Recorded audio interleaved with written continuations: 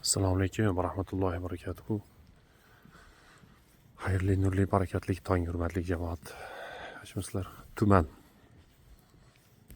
Misrdagi bir shayximiz so'zlari esimga tushyapti. Aytar edi. Fitna bo'lsa tumanga o'xshaydi derdi. Tumanda odam yanada bir ustozi bo'lmasa, yo'l boshchisi bo'lmasa, tanimagan yo'lida yo yo'ldan chiqib ketadi, yo boshqasi kelib uni uradi, yo bir narsa bo'ladi deb aytar edi. Yoki ilmsiz odamning yo'li ham tumanga o'xshaydi derdi. Shu yerda ko'radi-yu, ana yaqinda davomini ko'rolmaydi. Uzoqlarda.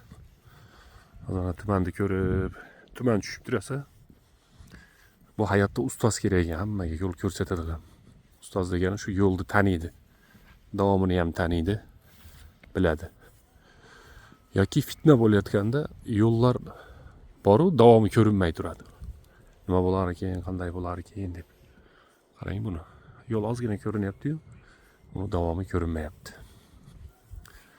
Haqiqatan bizga mashalloh qarang buni. Yo'l boshchi kerak ekan, ustoz kerak ekan, yo'lni tanigan, bilgan odam kerak-da.